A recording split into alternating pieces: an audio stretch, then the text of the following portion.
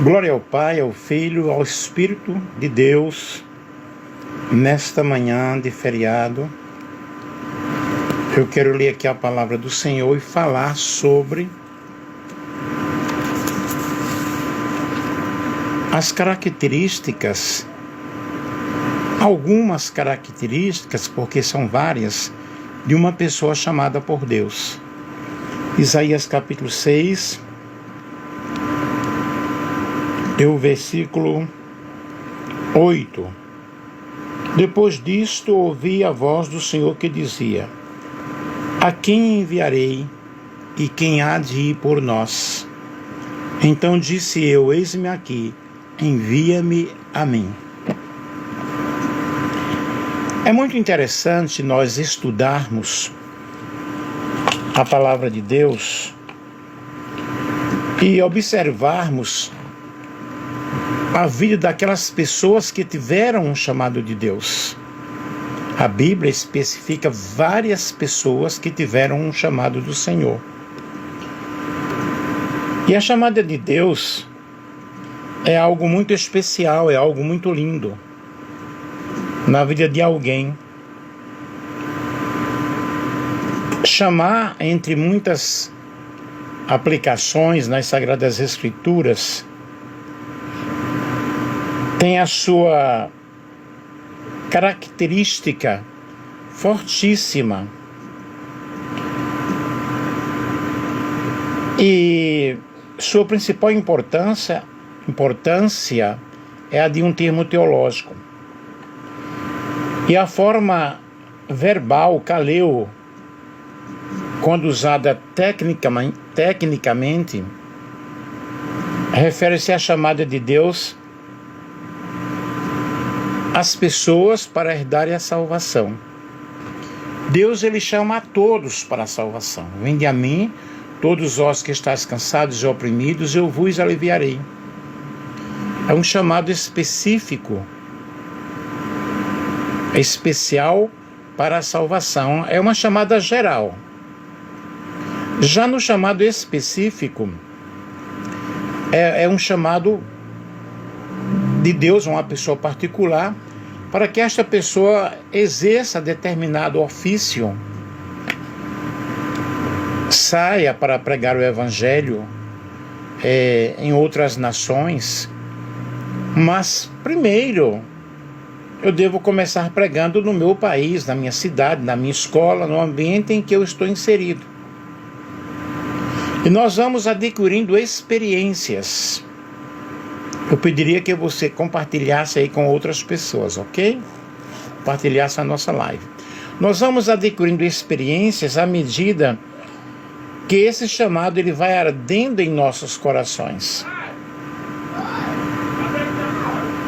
E os benefícios podem ser descritos na realidade como essa chamada, quando nós sentimos a glória de Deus, quando nós sentimos o poder de Deus, sentimos aquela chama ardente em nossos corações.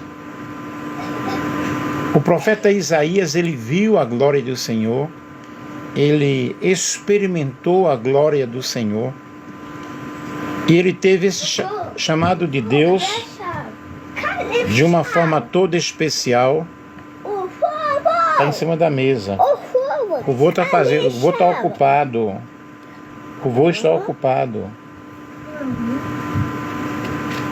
Esse chamado muito específico de Deus, esse chamado do Senhor, essa chamada ele tem um propósito. A chamada depende do propósito que Deus tem para com a vida de cada pessoa, para com a vida de cada um. E através da proclamação do Evangelho, do ide por todo o mundo, a todas as nações, pregando a todos os discípulos, ensinando a guardar as coisas que eu vos tenho ensinado. E o discípulo, ele sai ensinando, discipulando, preparando as pessoas para que elas possam entender o reino de Deus. Isso é muito importante Porque o termo chamada como substantivo, klesis, aparece no Novo Testamento exclusivamente em um sentido técnico. O convite é para entrar no reino de Deus, para recebê-lo como Senhor, como dominador, como aquele que está controlando todas as coisas. E este convite, na realidade, está na soberania de Deus, está no propósito de Deus. Romanos capítulo 11, versículo 29 diz: porque os dons e a vocação de Deus são sem arrependimento.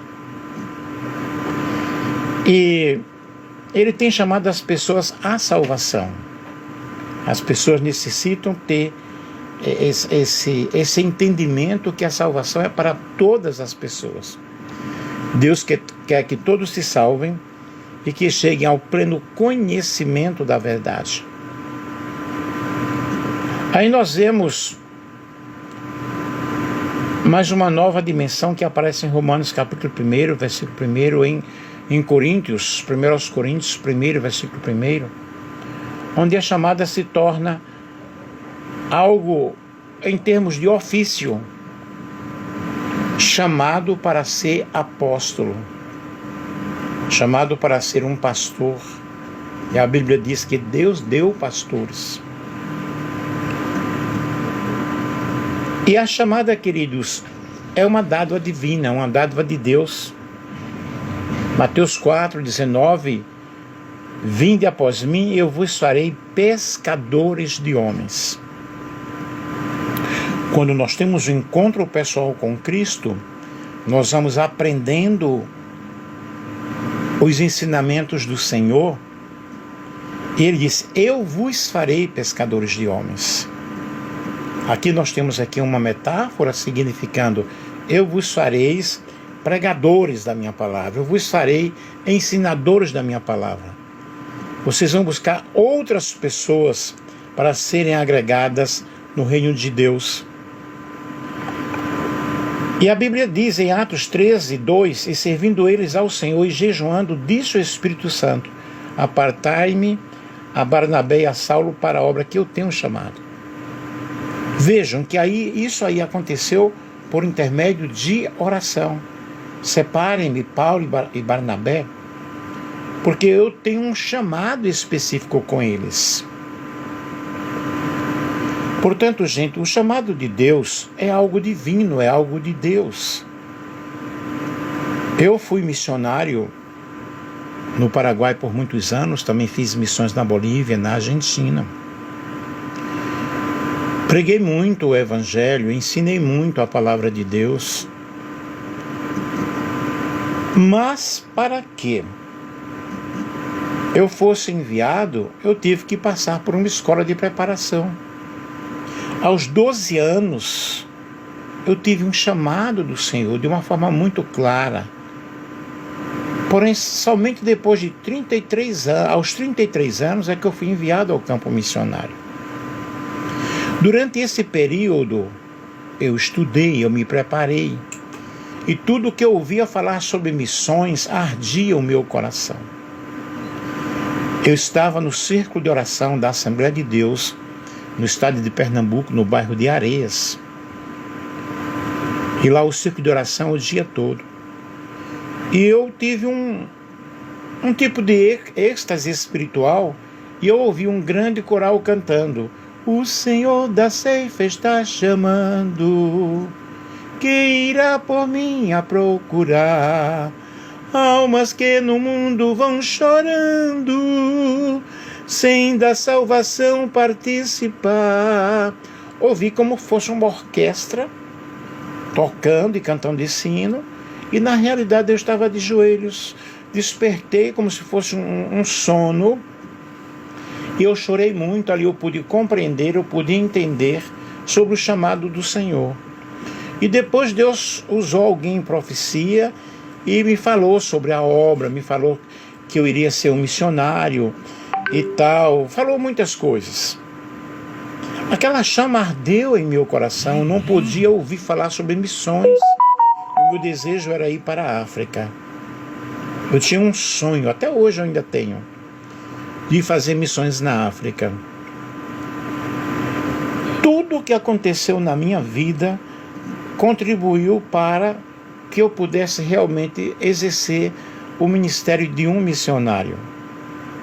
Mas nesse intervalo, nesse percurso, é claro que eu estudei, fiz ginásio agrícola, depois fiz contabilidade, fiz faculdade em Recife, Pernambuco, mesmo não terminando, terminei bem depois. 27 anos após eu terminei, eu recomecei tudo. Fiz cursos teológicos, me envolvia com trabalho missionário. Em Belo Horizonte, eu morei em Contagem, e cheguei a dirigir igreja, fui consagrado a pastor, mas me envolvia com missões, com trabalho voluntário, com trabalho social, com trabalho missionário, preparando-me, sabendo que um dia eu iria para o campo missionário. Então, eu não fui assim de qualquer forma, não fui de qualquer maneira. Sofri bastante, renunciei muitas coisas. Nessas alturas eu já era casado, estava para ir para Antioquia, para a África. Aí passei por uma missão, a missão Antioquia, em Belo Horizonte, que ia fazer um curso de preparação missionária. E, no entanto, as coisas mudaram e eu fui ao Paraguai. Então, percebo que dentro de tudo isso, eu passei por muitas provas, por muitas dificuldades. Não fui de qualquer forma, não fui de qualquer maneira. Então, o chamado de Deus é um chamado, o chamado para o campo missionário, ou o chamado para ser um obreiro na casa do Senhor, quando as coisas são levadas a sério, exige renúncia, exige preparação. Não é de qualquer forma, não é de qualquer maneira. E Hebreus capítulo 5, versículo 4 diz: ninguém toma para si esta honra, senão o que é chamado por Deus, como Arão. Hoje eu faço lives, eu denominei aí o ministério online. Eu faço lives de aconselhamentos, lives de oração, eu faço campanhas de oração. Ninguém nunca ouviu, nem vai ouvir, eu estar pedindo dinheiro em lives, está vendendo, querendo fazer mercadologia da fé. Jamais. Deus me usa em revelações, Deus me usa em profecias. Graças a Deus, aquilo que Deus colocou na minha boca se cumpriu. Foram várias revelações, várias profecias.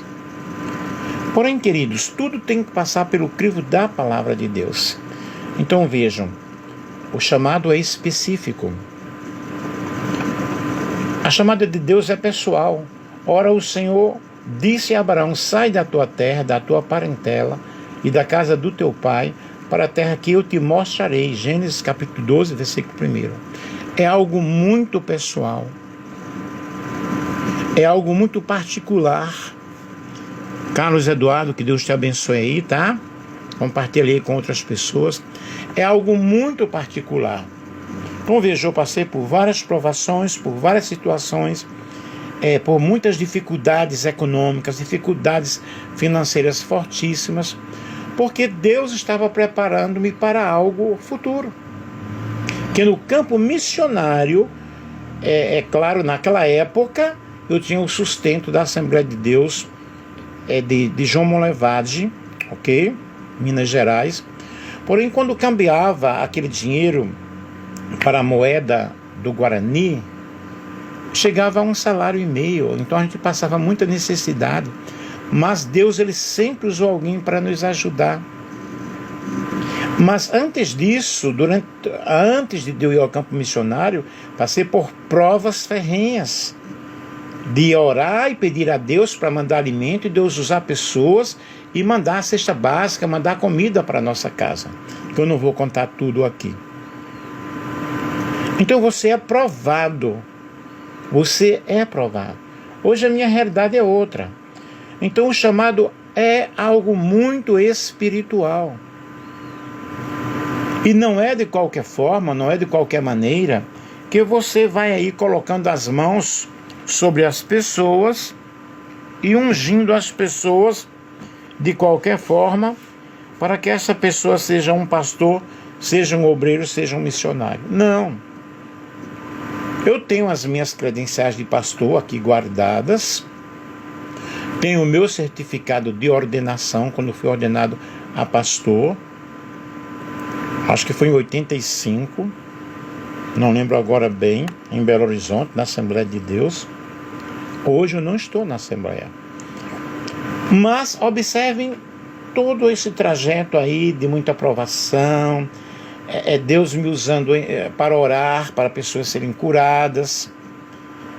E não somos nós que curamos, é o dom de Deus em nós.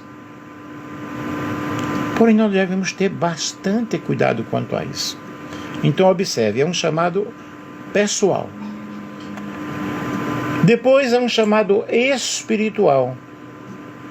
Isaías 6, 7 a 8, e com a brasa tocou a minha boca e disse, eis que isto tocou os teus lábios, e a tua iniquidade foi tirada, e expiado o teu pecado. Depois disto ouvi a voz do Senhor que dizia, a quem enviarei? E quem há de ir por nós? Então disse eu, eis-me aqui, envia-me a mim. Observe, Isaías, ele estava na casa do Senhor, ele viu a glória do Senhor, estava no templo, ele sentiu-se indigno. E no momento em que ele sentiu a pecaminosidade da sua vida, foi que Deus tomou uma providência purificando o pecado de Isaías. E agora ele, num sobressalto, vamos dizer assim, a quem enviarei e quem há de ir por nós? Eis-me aqui, envia-me a mim. Mas antes desse eis-me aqui, vocês observem o processo que Isaías passou. O processo de purificação. Não é de qualquer forma. Não é de qualquer maneira. Deus usa todas as pessoas. Deus usa desde a criança ao adulto. Porém, existem situações que a pessoa, para exercer um ministério, ela tem que ser uma pessoa bem preparada. Uma pessoa adulta. Jesus, aos 12 anos, ele estava no meio dos doutores. Mas a Bíblia diz que ele crescia em graça e crescia em sabedoria diante de Deus e diante dos homens. Mas vejam que Jesus só vai exercer o seu ministério, pelo menos a Bíblia não fala antes, aos 30 anos. Aos 33 ele é crucificado. Porém, será que Jesus não foi uma pessoa que se preparou? Ele ficou ali escondidinho e ele não fazia nada? A palavra do Senhor nos diz, procura apresentar-te a Deus aprovado, como obreiro de que não tem de que se envergonhar e que maneja bem a palavra da verdade. Mirna, querida, a paz do Senhor Jesus, tudo bem?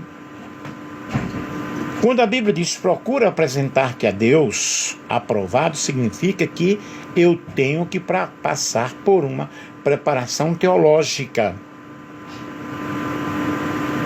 Eu sou professor, atualmente eu não estou dando mais aulas, porém, para ser um professor, a pessoa precisa fazer um curso. Eu sou formado em letras também, licenciatura em inglês, português e inglês, primeiramente português, depois inglês. E sempre nós estávamos em preparação, como os professores sempre estão em adestramento, em formação. Um enfermeiro, por exemplo, ele vai dizer assim, eu quero ser enfermeiro, ele tem que estudar. Um médico, ele tem que estudar. Como você vai ter confiança em estudar, em ser atendido por um enfermeiro, que ele simplesmente, ele diz assim, eu sou enfermeiro. E ele não tem uma comprovação, ele não tem um trabalho, ele não está trabalhando, ele não está exercendo. É bem complicado isso aí. Por que eu estou dizendo isso? Porque o obreiro precisa de preparação. Uma pessoa chamada por Deus precisa estar preparada teologicamente, socialmente, psicologicamente, emocionalmente. No caso do missionário, a gente deixa o país, como eu deixei, e vamos para um lugar estranho. Costumes diferentes, comida diferente, tudo é diferente. Estamos acostumados, no caso do Brasil, a termos cultos avivados, várias pessoas na igreja e tal, todos se comunicam, entre aspas, né?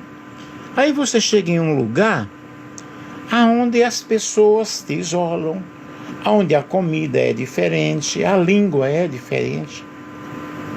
Quando eu fui ao Paraguai, eu já falava espanhol. Eu fiz espanhol na Faculdade Federal de Pernambuco. E quando eu cheguei lá, eu pensei, nossa, eu não sei de nada. Porque a prática é outra coisa.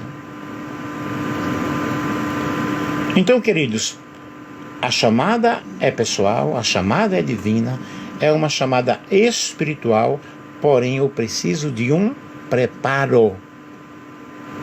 Não é você pegar um adolescente e sair por aí pregando, revelando, profetizando, diagnosticando as pessoas. A pessoa não tem preparo nenhum, gente.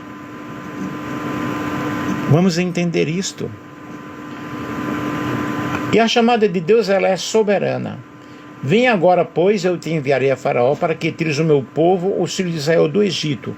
Êxodo capítulo 3, versículo 10. Vocês vejam, Moisés, ele observe o plano que Deus tinha na vida de Moisés. Ele foi jogado no Rio Nilo, foi criado lá, educado lá na corte de Faraó. Ele passou 40 anos no deserto. Vocês observem que o chamado de Deus na vida de Moisés, com todo o conhecimento que ele tinha, mas foi preciso ele passar 40 anos no deserto. São fases importantes, são fases importantíssimas na vida de Moisés. E vejamos aqui, deixa eu ver aqui. Essas fases importantes na vida de Moisés é dividido em 3 partes. A rejeição inicial e o medo de não ser capaz, a confiança e a preparação para o chamado e a execução de libertar o povo de Israel do Egito. Deus ia mandar uma criança? Deus ia mandar um adolescente? Jamais. Moisés teve que passar por um processo muito forte. Bom dia, Tony Silva, tudo jóia?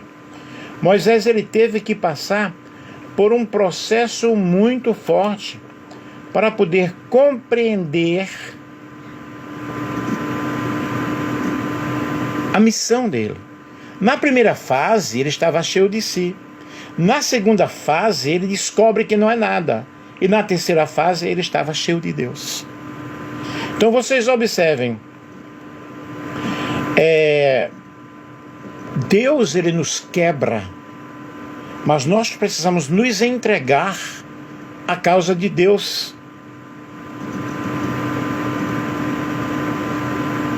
O que mudou na vida de Moisés entre a primeira fase envolvendo a morte de um egípcio e a terceira fase em sua vida, onde os milagres acontecem e o mar vermelho se abre? Quando Deus, ele assume o controle das nossas vidas, nós somos conduzidos a uma posição de conquistadores, de vencedores. A declaração de Paulo aos Filipenses, capítulo 4 e o versículo 13, com a força que Cristo me dá, posso enfrentar qualquer situação. Mas observem a vida do apóstolo Paulo. Ele enfrentou vários perigos, várias situações, sofreu naufrágio, sofreu fome, nudez, ele sofreu tudo. E a declaração de Pedro ao paralítico na porta do templo, em Atos 3 e 6. Não tenho nenhum dinheiro, mas o que eu tenho, isso eu te dou. Pelo poder do nome de Jesus de Nazaré, levanta-te e anda. Observe, Pedro disse, não tenho dinheiro. É diferente de hoje. Hoje as pessoas cobram para pregar. Cobram por milagres. E não é a pessoa que faz milagre. Milagre quem faz é Jesus. E a resposta de Deus à oração de Paulo durante seu sofrimento foi: a minha graça te basta, o meu poder se aperfeiçoa na fraqueza. Então, gente, o que é que nós observamos?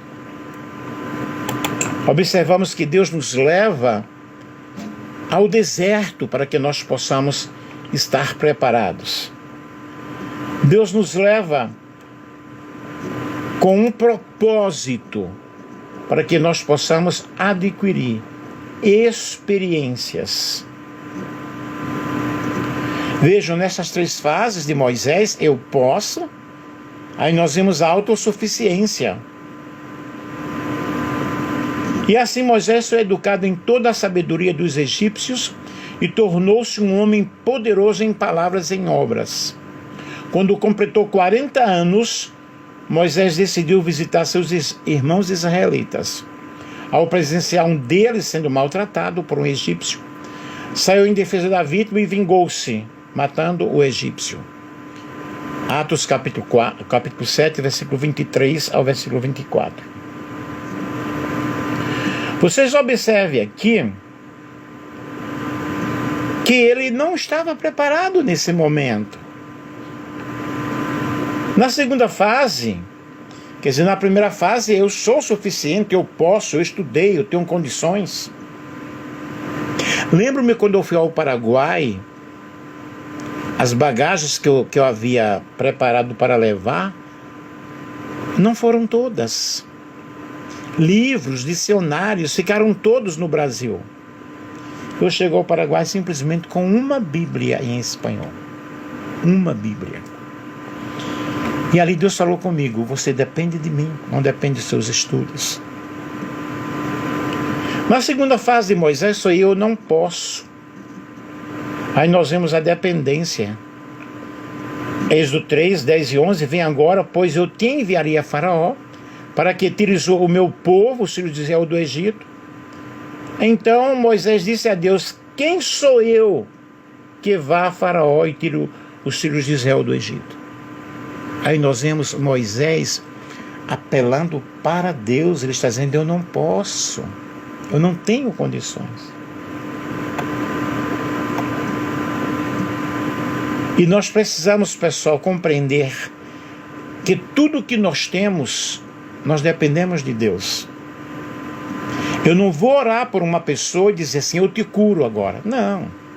Em nome de Jesus, Pai, faça um milagre. A tua palavra diz que tu levasse as nossas dores, as nossas doenças, as nossas enfermidades. E o Joãozinho agora está enfermo, está doente. O Senhor haja aqui, ó Pai. Se Jesus quiser curar, Ele cura. Ele deixou os médicos para isso. Mas aquilo que o médico não pode fazer, Deus faz. Segundo Crônicas 20, diante da adversidade, reconhecemos nossa limitação para enfrentar um grande adversário. Mas sabemos que nós precisamos da força do Senhor. Nós precisamos do poder do Senhor. E na terceira fase, de Moisés, Deus pode. E Atos 7,35, a este Moisés, ao qual haviam negado, dizendo: quem te constituiu príncipe e juiz? A este enviou Deus como príncipe e libertador, pela mão do anjo que iria aparecer na sarça. E quando Moisés quis agir em sua própria força, foi rejeitado. Quando ele deixou-se, ser guiado por Deus, ele foi aceito. Deus escolhe o improvável e capacita aquela pessoa. E a nossa identidade deve ser a nossa identidade em Cristo. Não deve ser algo que a pessoa se autodenomina profeta quando não teve nenhum chamado do Senhor. E eu não preciso falar, olhem para mim, eu não estou mentindo, eu sou profeta. Eu não preciso fazer isso. Pelo fruto se conhece a árvore. Portanto, queridos, a chamada é divina, a chamada é pessoal, a chamada é espiritual. A chamada tem um caráter na soberania do Senhor. Vem agora, eu te enviarei a Faraó. Mas Moisés já era uma pessoa capacitada, preparada. Não era um neófito. Juízes 6,14. Então o Senhor olhou para ele e disse: vai nesta tua força e livrarás a Israel das mãos dos midianitas. Porventura não te enviei eu? Então Deus não vai enviar qualquer pessoa. Tônio, eu não observei se você perguntou alguma coisa aí. Estou vendo a interrogação. Eu não observei. Se tem alguma pergunta dentro do que nós estamos falando, de repente eu possa responder. Então vejam bem, a chamada de Deus é algo poderoso, que nos impulsiona, que nos envolve, aquele ardor que está em nossos corações. E a chamada de Deus, ela é definitiva. Você não perde o chamado. Lucas 9,62, e Jesus lhe disse: ninguém que lança a mão do arado e olha para trás é apto para o reino dos céus. Hoje, eu já com 68 anos, estou fazendo o trabalho ministerial de forma diferente, de forma online, pregando, ensinando, mostrando. E tem ajudado muitas pessoas. A chamada de Deus é específica. Vinde após mim. Eu faço de vocês pescadores de homens. Portanto, exerça o seu ministério, exerça o seu chamado. E Efésios 4, 11 a 13 diz: e ele mesmo concedeu uns para apóstolos, observem aí, apóstolos, outros para profetas, outros para evangelistas, outros para pastores e mestres, com vista ao aperfeiçoamento dos santos para o desempenho do seu serviço. Ora, se o objetivo de Deus é aperfeiçoamento da igreja, como uma pessoa neófita, como uma pessoa que não tem uma bagagem teológica, como uma pessoa não tem uma formação teológica, pode estar dirigindo uma igreja?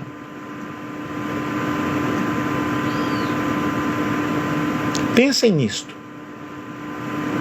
Para edificação do corpo de Cristo, até que todos cheguemos à unidade da fé e do pleno conhecimento do Filho de Deus, a perfeita varonilidade, à medida da estatura da plenitude de Cristo. Gente, eu tenho várias formações teológicas.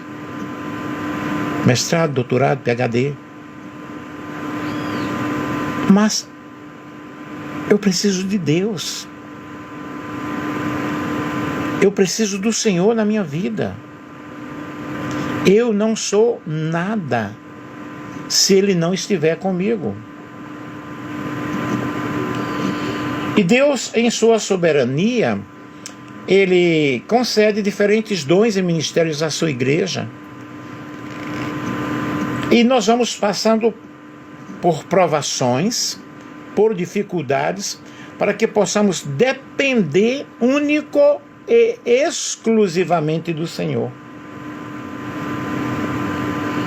E cada um desses ministérios, desses dons, desses talentos, tem um propósito definido: aperfeiçoamento dos santos, crescimento, unidade da fé. E se eu não tenho um preparo, como eu irei ensinar para outras pessoas? E o que é que eu vou ensinar? A Bíblia, gente, não é tão fácil assim de interpretação. Eu preciso ter embasamento bíblico. E Deus, ele continua chamando as pessoas. Davi, ele foi ungido ainda jovem, mas somente depois de muitos anos é que ele exerceu o seu ministério. A vocação e a chamada geral da igreja no Novo Testamento, como já falei no início, a Bíblia diz: mas vós sois a geração eleita, sacerdócio real, nação santa, povo de propriedade exclusiva de Deus. Qual o objetivo? Para que anuncieis a grandeza daquele que vos chamou das trevas para a sua maravilhosa luz. O objetivo, a missão da igreja é anunciar o Evangelho. Ele nos chamou para uma santa vocação. Ele não nos chamou para você vender bênçãos. Ele não nos chamou para você estar pedindo pix, para você estar pedindo dinheiro. Digno é o obreiro do seu salário.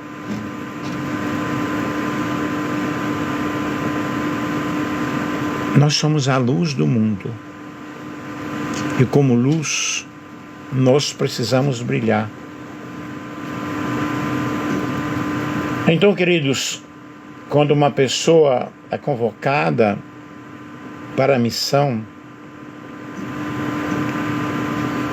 que é algo muito sério, não pode ser feita na base de impactos, de sensacionalismos, de emoções.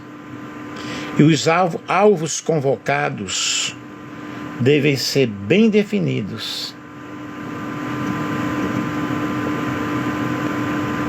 É preciso preparo.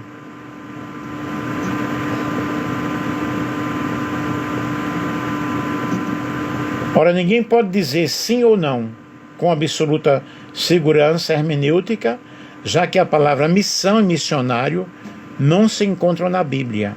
No Novo Testamento aparece sim a palavra missão em 2 versículos da Bíblia, e algumas versões em português. Em Atos capítulo 12, versículo 25, por exemplo, quando Barnabé e Saulo voltam a Jerusalém para Antioquia, e a Bíblia Sagrada Almeida, século 21, diz: e havendo concluído sua missão, Saulo e Barnabé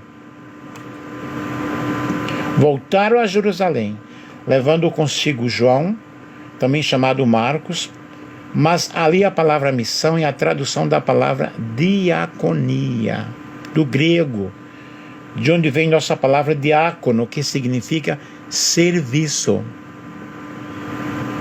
E antes de você sair pregando por aí, você tem que ser um diácono, você tem que servir, aprender a servir. Louvado seja Deus. E no latim a palavra missão é mission. E missionário vem de mittere, que significa enviar. Ora, a palavra enviar é muito comum no Novo Testamento. No Novo Testamento grego. Já que ali é expressa a palavra apostelio, muito conhecida nossa, de onde vem a palavra apóstolo, que significa enviar. Portanto, um missionário é uma pessoa enviada. Um pastor deve ser uma pessoa preparada. E nos cursos de teologia, deixa eu dar uma olhada aqui, algumas matérias do curso básico, tá? Algumas.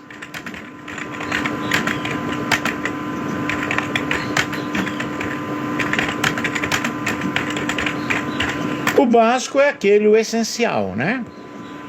O bacharel, que eu também tenho um bacharel, claro, se eu tenho mestrado, porque eu fiz bacharel. São 48 matérias. Deixa eu dar uma olhada para vocês aqui. E um curso básico de teologia geralmente inclui matérias que abordam os fundamentos da fé. Bibliologia, que é estudo da Bíblia, teologia sistemática, são doutrinas básicas, histórias da igreja e suas especificações. Então são muitas matérias. Aqui eu tenho uma pergunta: quais são as disciplinas do curso básico de teologia? Conteúdo teológico, teologia fundamental, Novo Testamento, Cristologia e Trindade, eclesiologia. São muitos, gente. Muitas matérias. Aí você tem que tem várias bíblias de estudo, fazer comparações, tá? Com várias bíblias. Deixa eu ver mais aqui, deixa eu digitar aqui. Matérias de um curso teológico. Vejam, são várias matérias. Você estuda a palavra de Deus. Eu preciso ensinar para pessoas a palavra de Deus. Aconselhamento, antropologia teológica, ciências da religião, cristologia, eclesiologia,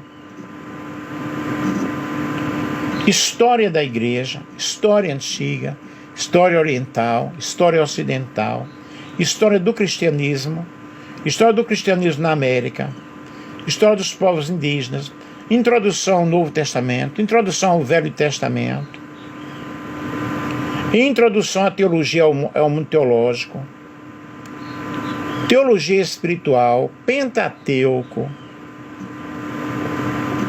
sociologia, teologia sistemática 1, 2 e 3, etc. Missiologia, eclesiologia, paraclitologia, cristologia, doutrinas da fé cristã. Vejam que são muitas matérias. Portanto, quando eu tenho um chamado de Deus, eu preciso estudar, eu preciso buscar a presença de Deus, eu preciso estar preparado pelo Senhor, preparado em uma escola. Qual é o teu chamado? O que é que tem acontecido com o teu chamado? Resumindo aqui, terminando, em termos gerais, o chamado de Deus, ele pode ser compreendido com essa vocação, com esse chamado, com essa orientação, envolvendo uma tarefa, envolvendo uma missão. Aí você recebeu um chamado do Senhor, aí você vai procurar uma escola para estudar. Preparar-se. Ser chamado para realizar um trabalho, uma missão, é algo difícil. Ser chamado para uma vida santa é algo difícil. Ser chamado para andar em comunhão com Jesus Cristo é algo difícil. Ser chamado para ensinar as pessoas a servirem a Deus é algo bem complicado. Aleluia! Louvado seja o nome do Senhor. Então, meus queridos, a palavra de Deus diz: procura apresentar-te a Deus aprovado, como obreiro, de que não tem de que se envergonhar e que maneja bem a palavra da verdade. Beijo, que Deus abençoe a todos vocês. Espero que tenham gostado e que tenham compreendido.